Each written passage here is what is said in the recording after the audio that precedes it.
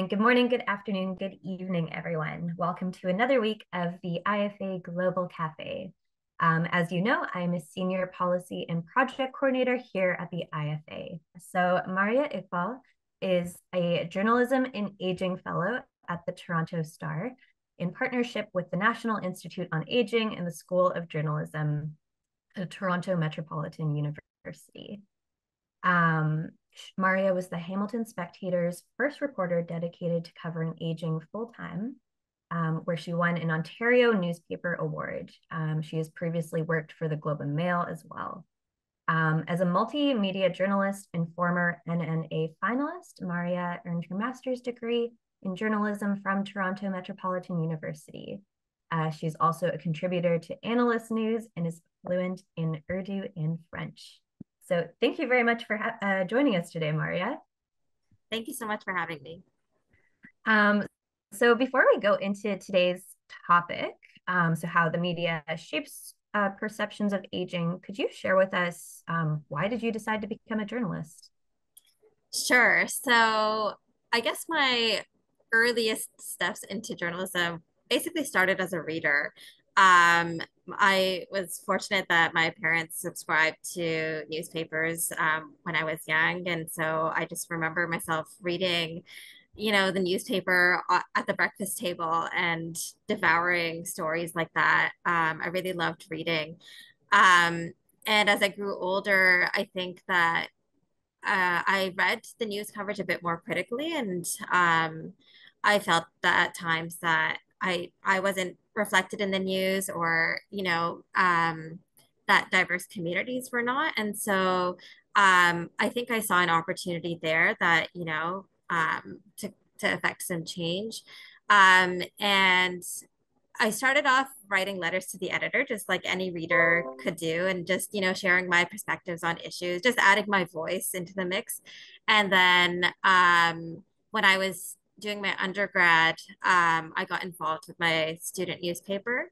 And that was really when I fell in love with journalism and just learned how to understand information and think critically about it, scrutinize it for what gaps there are, and what questions are being answered and which ones are not, and report accordingly. And that love of journalism is really what pushed me to pursue it as a career. And I went to journalism school after that, as you mentioned. Yeah.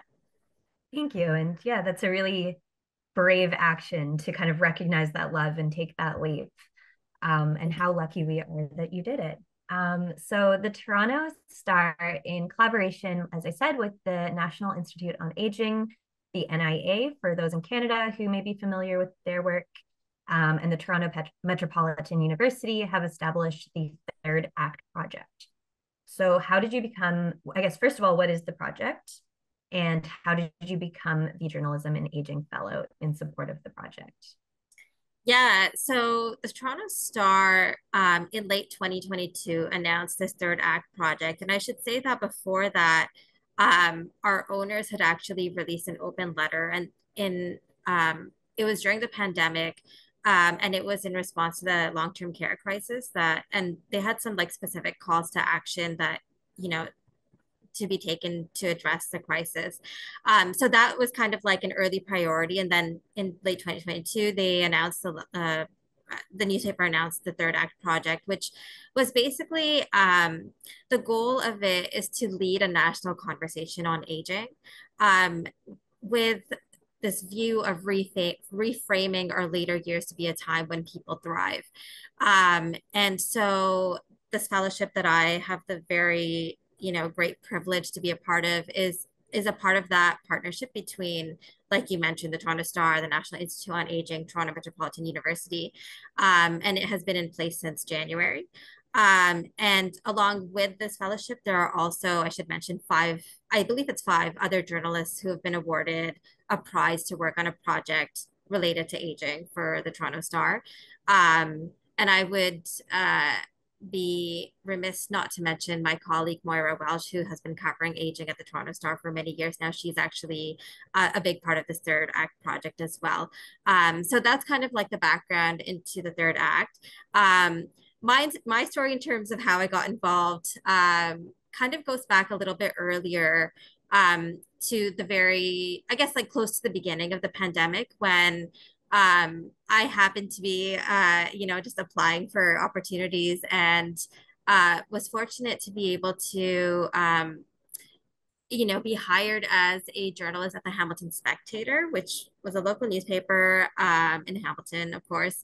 And the focus was on aging. And that was like really my first taste of what, like even like learning about aging and covering it as what we call the beat in journalism. So like a subject area that becomes the reporter's focus. And what a time to be learning about aging, like during the pandemic. It was a really steep learning curve.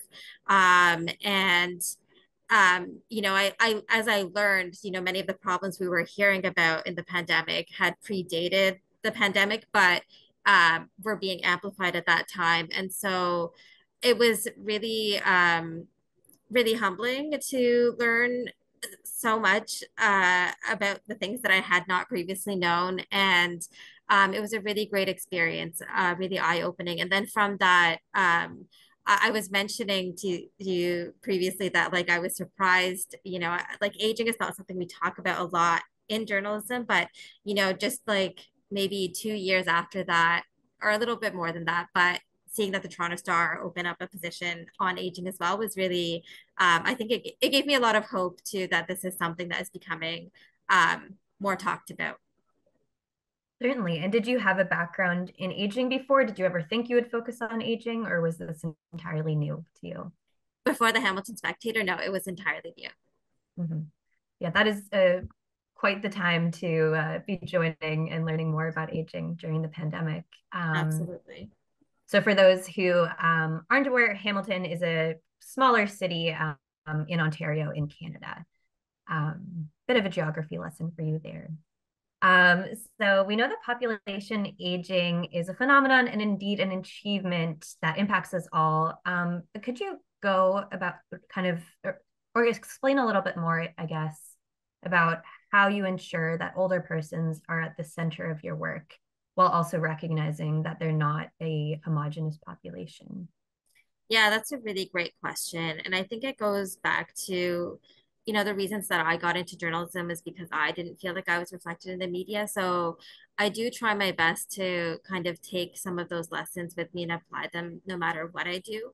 And of course, like, like I did feel that many of, many of the same ways that we should strive to include the voices of marginalized groups, that also applies to older adults because they do face discrimination in the form of ageism, which is arguably not talked about as much as perhaps we talk about other forms of discrimination. So it is an ongoing, ongoing effort. And I think it's also a conversation. So I would also invite the audience members to, connect with me, offline as well and, engage with your media. Tell us, what do you think about our coverage? But just in terms of some of the efforts that I do try to take or make is I try to seek out original sources, people who are not who you don't always hear from, and whether that be an expert or a member of the community. I think that that's important to diversify your sources because you just hear about more perspectives that way. And also, I think when it comes to meeting people in the community, I think that having those voices is also really important because that's where you hear the lived experience from. And I think that those stories end up being like very powerful when you hear someone's lived experiences. And also as part of that effort to diversify sources, I try to get people from different walks of life, including like immigrant communities or like someone with dementia, and just even recognizing that one person with dementia is really one person with dementia. Like there's so much diversity within different subgroups as well. So yeah, I guess, and then I think the final thing that I would say is that I think that when we talk about having a conversation, like, I've, come across like reader feedback, like whether it was in the Toronto Star opinion pages or just like in my conversations with, regular people, that there does seem to be also an appetite overall for positive stories as well. So I think many of us could probably appreciate that when you report on aging, or on many different subjects, it can become easy to focus on the problems. But I think that definitely also focusing on the resilience of people and positive stories is really important to focus on. So I try to do that as well. Okay, so a real, I guess, commitment to intentionality behind that kind of inclusion. Yeah, for Thank you. sure. So uh, in Canada during the COVID-19 pandemic, long-term care settings were significantly impacted, with 80% of all deaths attributed to COVID-19 being in long-term care settings, at least during the initial waves of the pandemic. So when you were working at the Hamilton Spectator, so your previous role, much of your work focused on the perspectives of long-term care workers themselves, which was unique because in many other kind of publications or in the media at large that covered these settings, we saw that workers in long-term care facilities were somewhat villainized due to the devastating toll of the pandemic. So what made you decide to focus on long-term care workers and their perspectives, and how did you become connected with them? Yeah, well, thank you for saying that, first of all. And I should just say I wasn't working in a vacuum. Definitely, I had a lot of support from my colleagues and editors in the newsroom. But I would say, like, definitely there was a level of vilification of long-term care in general. But I think just in terms of like some of the things that I and my colleagues would see is that, on social media or otherwise during the pandemic, we would see people like long-term care workers, for example, posting about, the things that they were doing and how they kept going back into the homes. And I believe also, like, before vaccines became available. So that was a real sacrifice. And, they did that because they cared so much about the residents that were under their care. And so it was really like eye-opening for me. And like, you would even hear stories about people who, would stay like isolate themselves from their families so that they wouldn't, put them at risk while caring for the residents. So definitely not an easy thing to do. And so when it came to the Hamilton Spectator, one of the things we had noticed is that one of the hardest hit homes in the city during the first COVID wave, we kept hearing from the workers union there that the conditions inside were like a war zone. And they were asking for the army to come in and things like that. And so we were like wondering, how bad is it inside? And of course we couldn't be inside at that time. So it was really the workers who would be able to paint that picture for us. And then the question became about access, like how do we get in touch with them? How do we, sometimes these workers are also in a precarious position, if they speak to the media, like it could impact them negatively. So also gaining their trust and things like that. But once we kind of realized that this was a goal for us, to hear these stories, we kind of made efforts to reach out to them. And in the case of the Hamilton Spectator, like there was a local MPP who was in touch with these workers. She was So a receiving their politician, just for those who aren't in Canada. Oh, sorry. Yes, yes. A local politician who was receiving like concerns and complaints from these workers. And she mentioned, and we were in touch with her. She, would comment for our stories and things like that. And she had mentioned that she received like some letters from these workers that kind of detailing the conditions inside. And we asked to have access to them, and they did release them, and they were anonymized at the time. Well, they were anonymized, and when they were released, they really had some like shocking information about the conditions inside. And also it kind of opened my eyes to like the toll it had on the workers themselves. So I guess like one thing led to another, and essentially um eventually the politician also had like like press conferences with some of the workers, and so those workers were willing to come forward to give their name and put their face to a story. So then we got in touch with them that way as well, and over time, like they connected us with others who were able to share their stories, and it was very eye opening. What was public reception of it? Was the aftermath of an outbreak series? Was this the kind of result? Yeah, so yeah, there was like a number of stories we did about that home.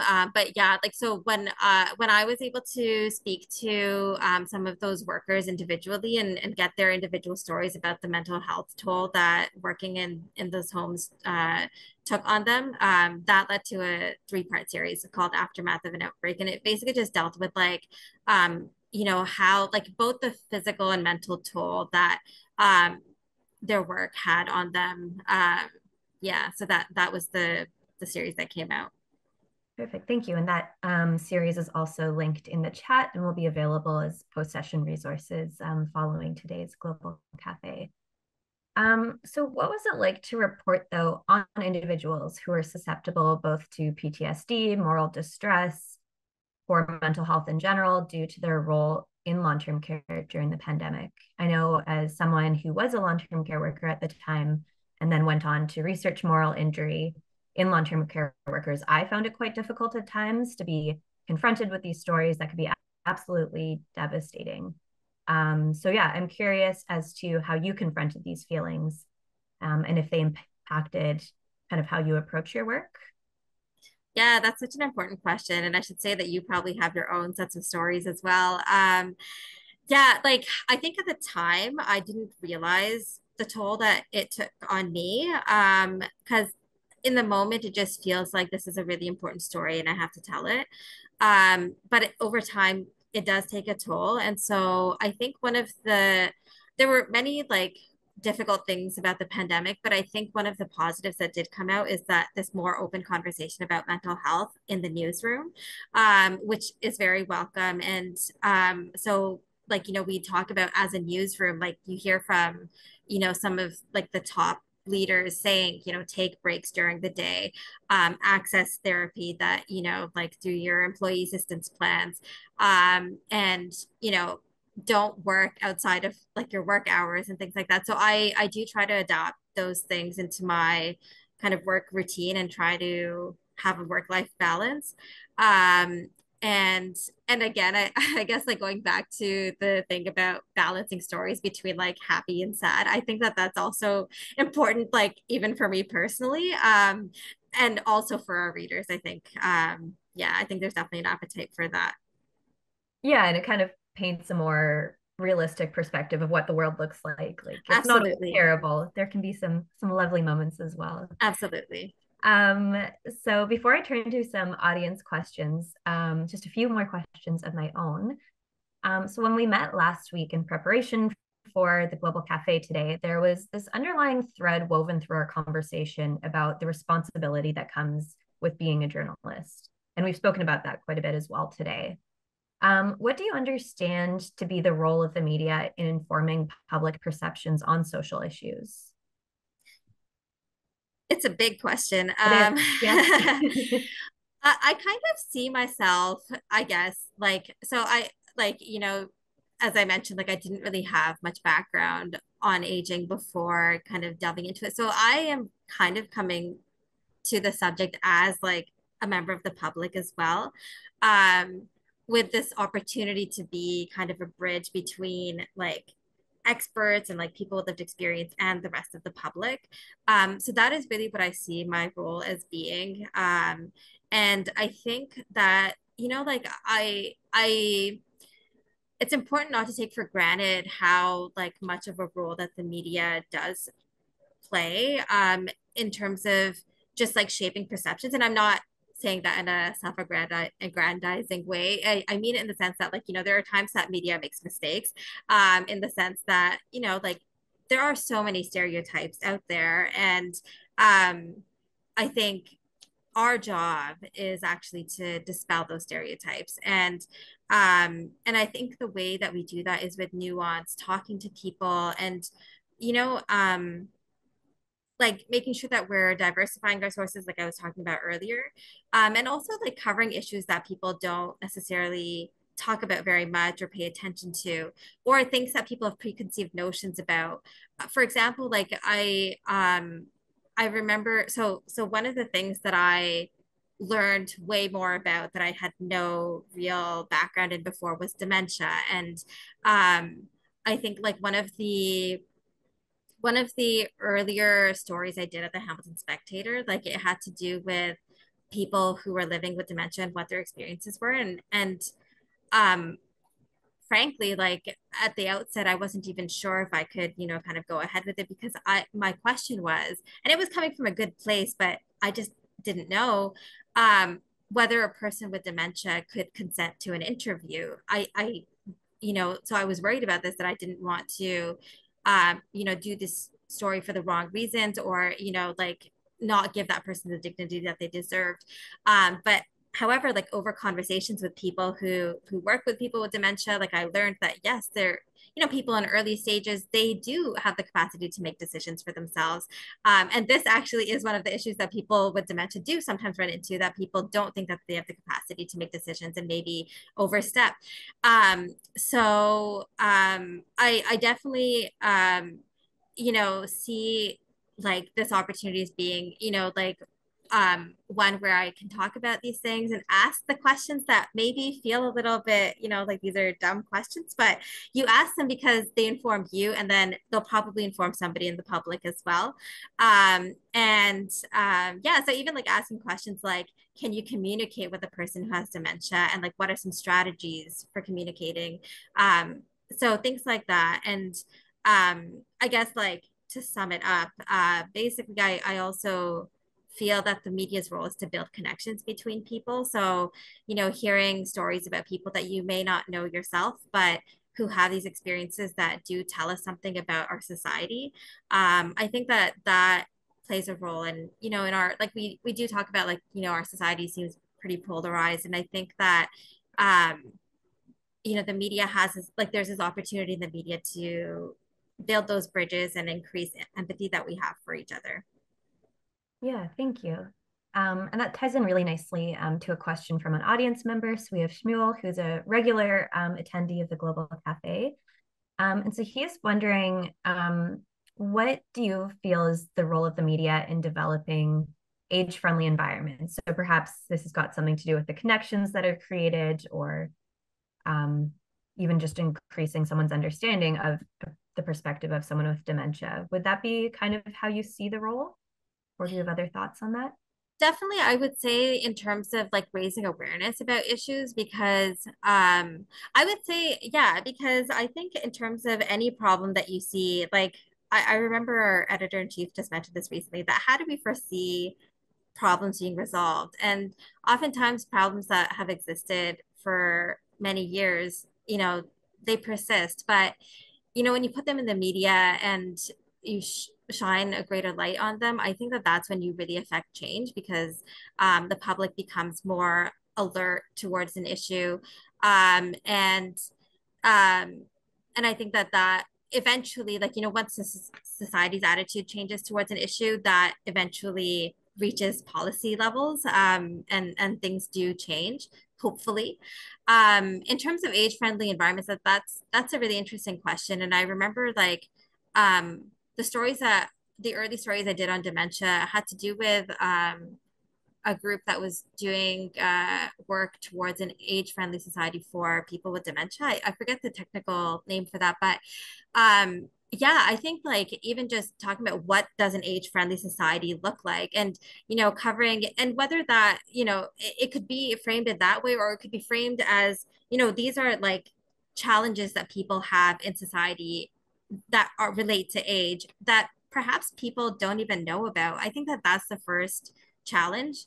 Like awareness is the first step, really. And as I mentioned before, I think that ageism is a bit less talked about. So I think you know becoming aware of these issues, when people bring forward their stories that like I had this experience, like there was there was these letters to the editor that came into Toronto Star of an older adult who mentioned that they used to gather with their friends at a restaurant, and they would sit close to the window, but they started noticing that a couple of times they were asked to move from the window to a different table, and they wondered, is it because of our age that it doesn't look, I guess, trendy for a group of older adults to be sitting right in the windows where other people are passing by.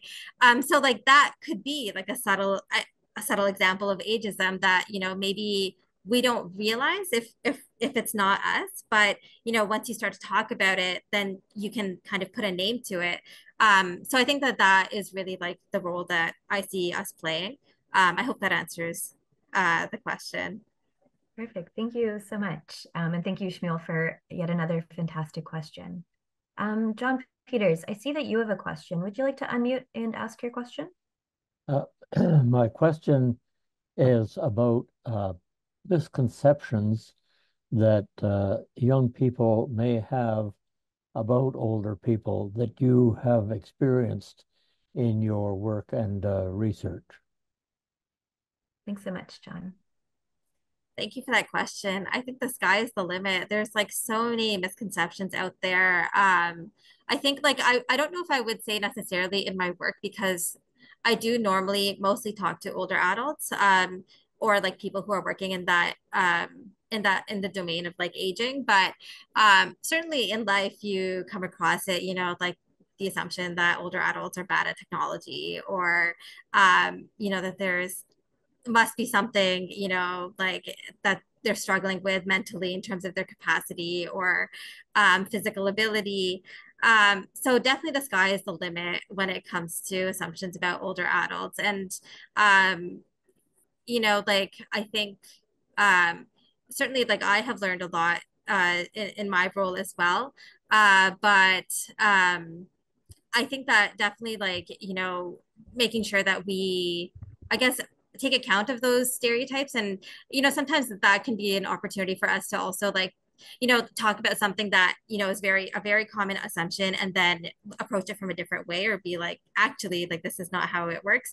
That's like fresh ground for stories as well. But certainly if you if you've come across any of those assumptions in your life, feel free to share them as well. Like, you know, you can reach out to me afterward as well if you think that there's something that we could be looking into more. Perfect. And I'll ask Luana to put your email in the chat if that's okay with you, Maria. Yes, for sure.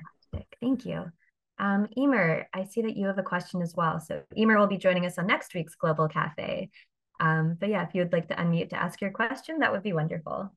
Thanks. Yeah, I was just curious about what way, in terms of university level education for journalists, like how much of a focus is there on kind of addressing discrimination and sort of, you know, more balanced representation of older people? Like, is it kind of covered very lightly, or is there scope for kind of more sort of enhanced education of the sort of journalists as qualified professionals in this area? A really excellent question. And I have to say that I did journalism school before the pandemic, so I don't know if anything has changed. But at the time, there wasn't anything that I recall being specific to older adults. However, we did um, we did do work relating to covering other marginalized communities, which I was saying that it did help inform the work that I do now. Like we did work relating to Indigenous communities as well, and they really, you know, encourage us to put ourselves out there and, you know, go out and find stories. And, you know, I remember we were looking at the truth and reconciliation recommendations to kind of see the media's role in addressing some of the longstanding issues that some Indigenous communities have faced. So I took that knowledge and applied it to the work that I do. But I do think that there is an opportunity there as well, especially seeing that there seems to be more of an appetite of like toward stories relating to aging. I think that there is an opportunity for journalism schools to actually talk about this more and, you know, prepare journalists to kind of go out there and cover it, whether or not it becomes like, you know, a specialization for journalists, but even in your regular coverage, you know, I agree. I think that there is an opportunity there. Thanks, Marianne. Thank you, Emer.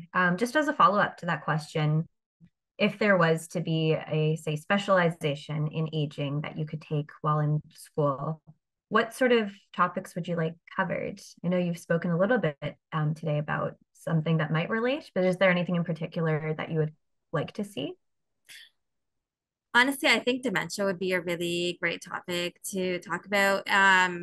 Even just like the question that I had, which was like a journalism ethics question about, how do I go about interviewing somebody who has dementia and ensuring that they're giving me consent?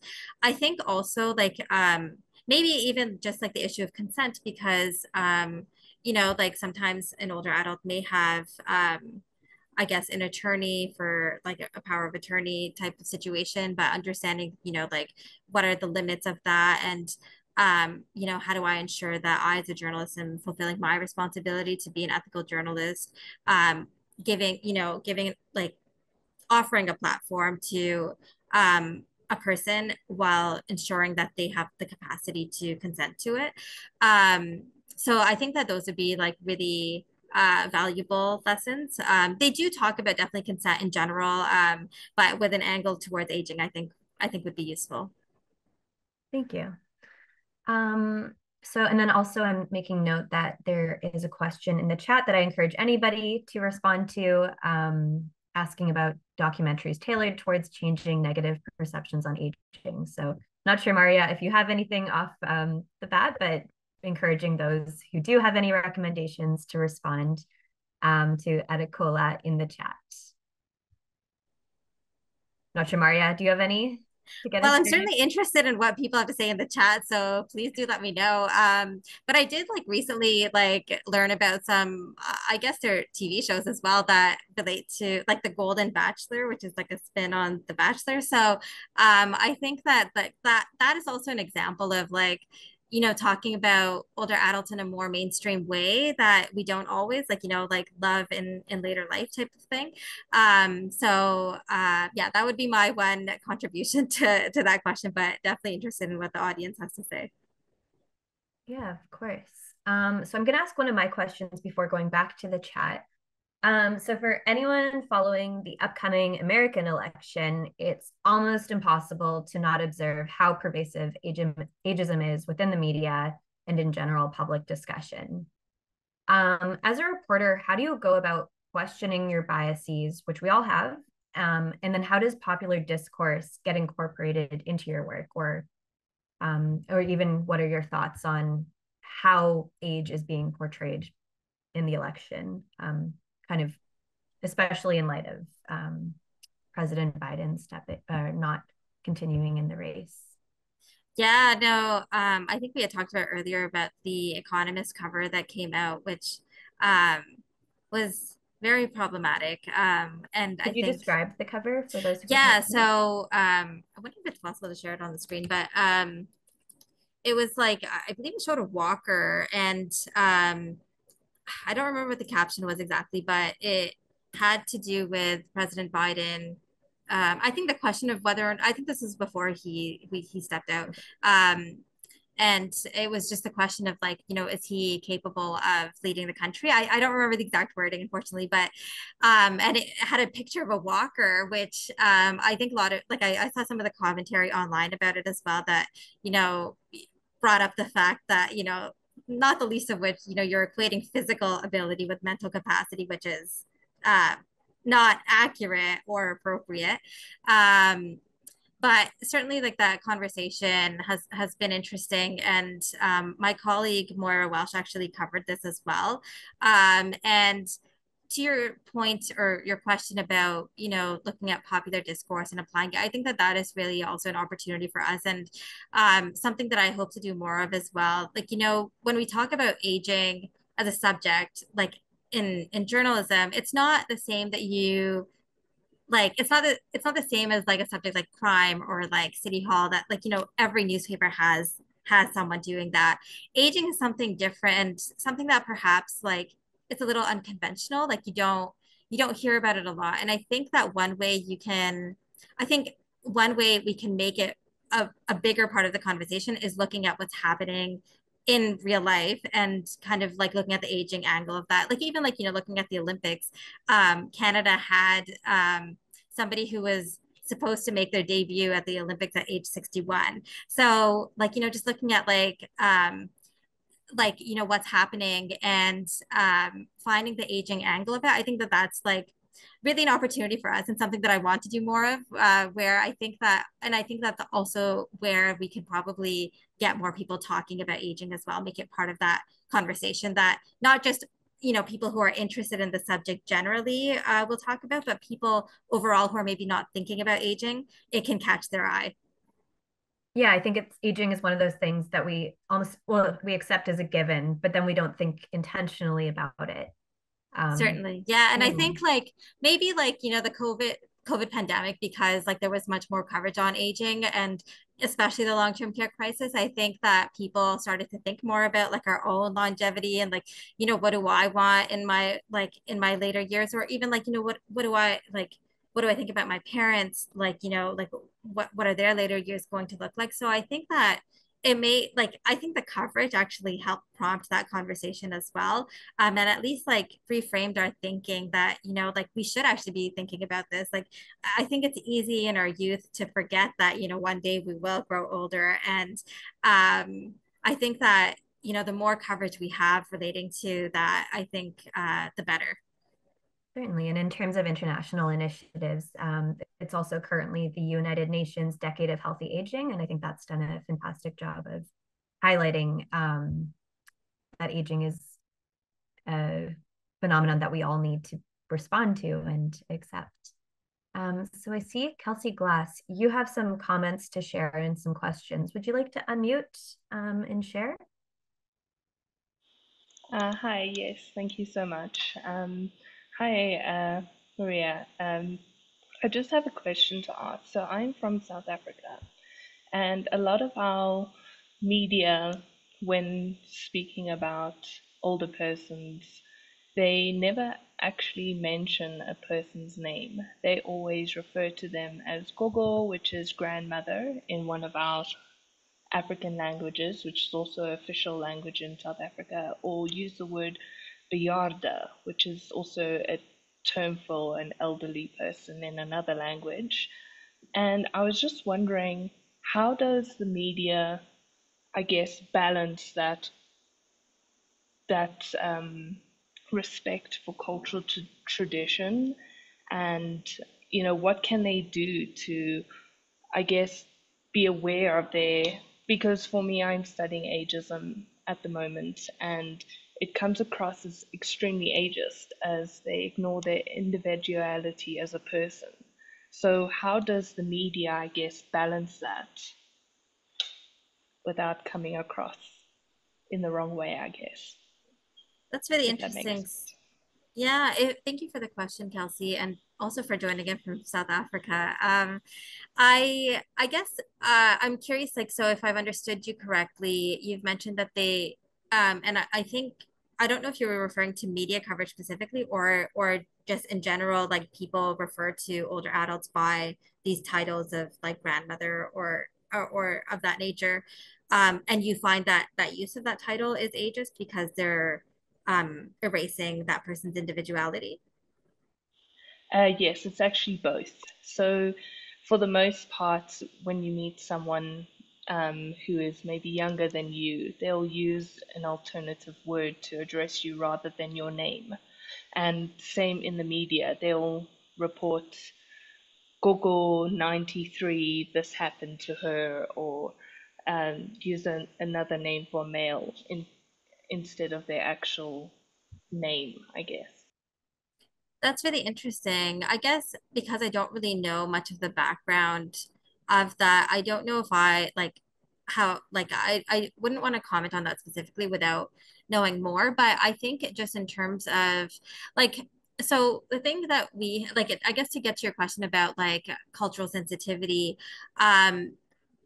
definitely like across the board, whether or not we're covering older adults or just like any story, like there is certainly I think a growing conversation about that as well.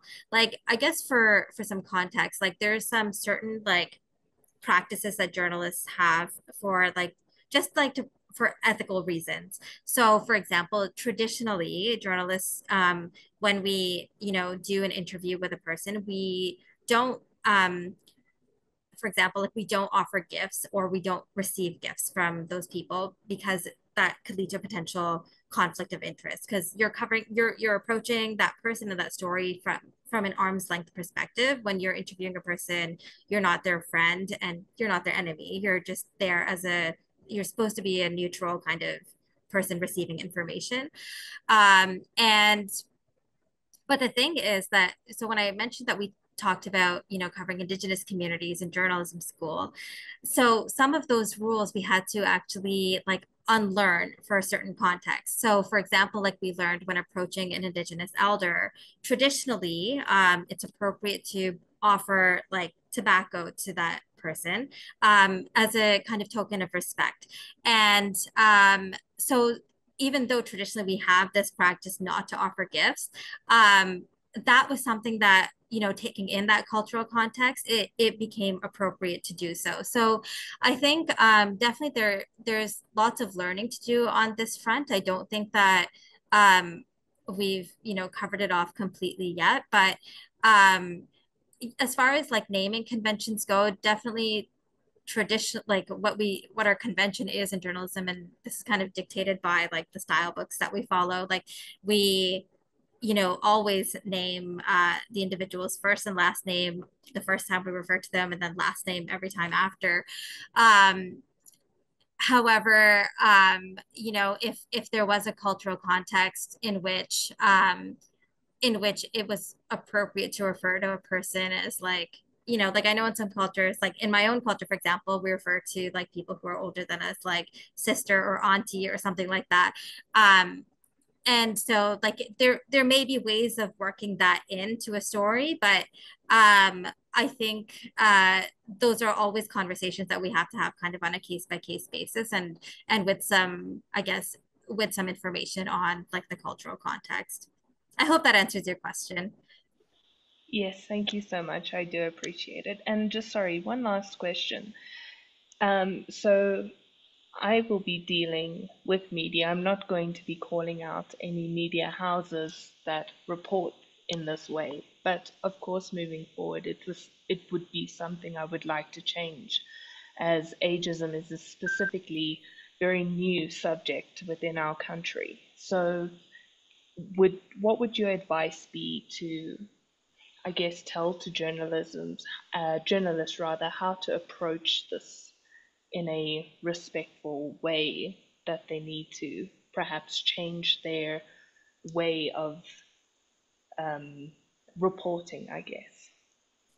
For ageism specifically, I think what I would recommend is certainly like a conversation. I think like that is really like how, like, when we receive reader feedback, for example, like even if it doesn't seem like it on the outside, we do like, read what readers like, send to us, and it can often be informative as well. So I think like, whatever avenue you choose, whether it's in direct, if you're working directly with journalists and you're able to have a conversation, that's certainly something you can express to them personally, but also through letters to the editor, and also like I guess like online commentary is another way, but a more direct approach would be like reaching out to the outlet directly and sharing your perspectives. I think that that's actually something I encourage all of the audience members to do, because I think, when we have an engaged public, especially like when we live in a society where it seems like we're more and more divided, certainly having an engaged public is a blessing. Like even though like you may challenge us in various ways, I think we'll be better for it. So certainly, I think that those would be some ways that I would suggest if they seem appropriate to you in your conversations. But generally for like everyone in the audience, if you have thoughts on like the way we cover aging or anything, or whether if it's a different outlet as well, like do reach out. I think that is like the best thing that you can do to help your media help better reflect you and your perspectives. Thanks for Great, that, thank you. Martin. Thank you so much, Maria. Thanks. Thank you. Thank you, Kelsey. And Maria, I feel like that touches on our conversation before everyone else joined the Global Cafe today about constructive criticism, and remembering that journalists are people too who are learning, and it is okay, and we grow from getting that feedback as well. Yeah, but go easy on us. Remembering they are people who like to be spoken with kindness. Um, so you recently reported on a woman in Toronto who disappeared from her apartment in 2019, only for her neighbors to be made aware of her passing in 2024 through the obituary section, I believe, of the Toronto Star.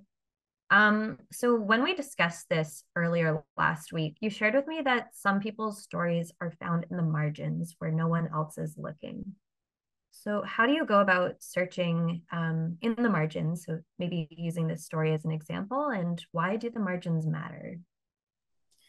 Yes, thank you so much for that question. I think one of the things that I meant by that is that I think obviously like when we go about looking for stories, like one of the biggest challenges is finding people to talk to, like people who have that lived experience that reflect that issue that you're drawing attention to. And even when you do find that person, it can sometimes be a question of access, whether they want to share their story or if they, like things of that nature. So I think one of the ways that sometimes it becomes easier for journalists to find sources is by relying on institutions. So you can reach out to like an organization that, works with people who are, of a certain demographic or who have a certain kind of, I guess, trait to them. And then, you'll access their stories in that way. But I think that is still limiting to us because there are people who are not involved in any institutions whose stories are really hidden from statistics. And I use that phrase because that is also like in the story. And so I know a couple of weeks ago you heard from Jane Meadis, and she's actually one of the sources that I've quoted in that story, who mentioned that the story of Antonietta is someone that she has heard of before. Um, and I, I guess I'm struggling between whether I should explain a little bit about her story or leave it to the audience to if you're Explain a able little to. bit, maybe a Okay, tiny bit. okay, a little bit. Yeah, it's a bit complicated, so it's like hard to summarize. But basically, it's a story of a woman who immigrated to Toronto alone, and from what we know, at least, and over time, she developed a community within the condominium building that she was living in. Like she made friends among her neighbors and things like that. Um, However, she over time she lost her, like she developed dementia, and one day she had a fall and was hospitalized, and from then transferred straight into care. And so her friends and neighbors for like decades had no idea where she had gone because she had left without any warning. And basically she lived out her last days in that care facility, and didn't have access to that community that she had had before. And when I learned this story, like I was just so like intrigued by it because it was something that I had never come across before. And yet when I spoke to Jane Meadis about it, she said, this is not like a unique story, and it's just something that we don't hear about because it's hidden from statistics. So that just reminded me of the value of like engaging with people in the community. And I should say that that story actually came to us from the community. Somebody had reached out to the Toronto Star and like mentioned that, oh, there's this like story that I want to share with you. And that's, so like we were really lucky in that way. But I think that that doesn't perhaps happen enough. So I think that definitely there's a role that we have to play to engage more with our communities as well, so that people know that they can come to us with their stories. And also, like again, I encourage like the audience members, like in your own communities, like do be like have this engagement with your communities, because I think that like when it comes to like building those bridges that I was talking about, I think we can't do it well if we don't also include the people who are not being, you know, um, who are not seen in like our institutions. So like people who are already like away from our institutions, like you know, we like they matter too, and their stories are also important, and they tell us something about our society as well. So yeah, sorry, I'm rambling a little bit, but yeah, I hope that answers your question about why also it's important to reach those margins. Perfect. Thank you. And I would encourage anyone who has access to Toronto Star articles to read the story, because, yeah, you just kind of, you're so drawn into the story, the way that you tell it. And it's kind of almost like she's had two parallel lives, like before the fall and after the fall. And yeah, thank you for saying that. Yeah, it was definitely, yeah, like really, yeah, like she has a community before her fall. And then she did also develop, it's a good point. Like she did also, like, that is also one aspect of resilience that I thought was really important, that even in her later years when her dementia was like, progressing, like she still like retained the essence of who she was, and still like, you know, was able to touch people in a way that was really special. So yeah, thank you for reminding me about that. yeah, for sure. And one of those relationships she developed later in life was an intergenerational kind of relationship with a volunteer at that home, which ties in nicely to, I think, what will be one of the last questions of today. So it's from my colleague, Mitali Mystery, and she's asking, are there any intergenerational stories of interest that you've come across in the media or reported on yourself recently? Making note that intergenerational connections really is a big pillar of the UN Decade of Healthy Aging and other kind of global agendas. Yeah, that's a great question. I did actually, I was fascinated by intergenerational relationships, and I did a story some months back about programming. I have to remember exactly what the story was about, but it was about intergenerational programming. And I think, so I featured this one group that worked with immigrant older adults from various communities, I think in Africa. And what they did is they brought together youth who were like playing basketball at like their local community center, or cooking or something. And like they would bring together the older adults to, you know, engage with them, chat with them, and, you know, kind of work together with them. And it was actually really beautiful, I think, in many ways, because I think also, like, so here's also like the importance of covering diverse communities. Like immigrant older adults also deal with isolation in their own ways as well, in some cases. So and also like because they were also immigrant youth, they were also dealing with a level of isolation as well, and kind of bringing them together was good for both of them. And also it just reminds me, like I around that same time I read a story from another journalist, and I don't remember the outlet now, but it was also about like an intergenerational program. And it was just so like, the story was interesting because you could see like in the comments of the participants, both young and old, like that the programming actually helped um, both groups dispel like misconceptions they had about each other. So that was really interesting as well. And I think that that goes, pardon me, goes a long way towards like building those bridges as well. Yeah, and that's not only between older and younger people, it's really any group. Once you kind of have a name for a person who belongs to that group and you care for them, it's hard to kind of continue those negative, perhaps, beliefs or stereotypes. Absolutely. So thank you, Mitali, for the question. So you've already spoken about this um, quite a bit, but how can our audience as media consumers advocate for more realistic portrayals of aging within the media? Are there any other additional kind of tips or tricks you'd like to share?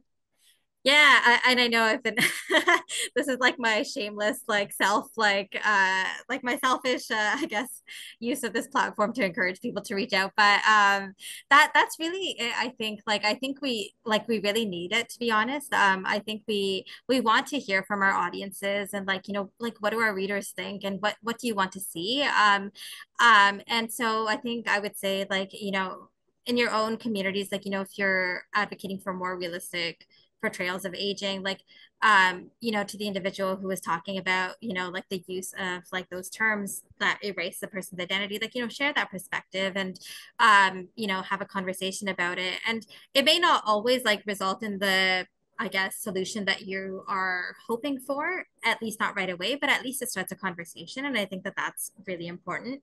And so the same goes for me. Like I do invite any of our readers to like reach out to me, and like, you know, let us know, like, you know, what do you like about our coverage, and where can we improve? What more would you like to see? And also, if you have stories, like come to us with your stories. I'm sure that there's many people who have like their own lived experiences, or even like just the work that you do. Perhaps like it can help inform like a future story or something like that.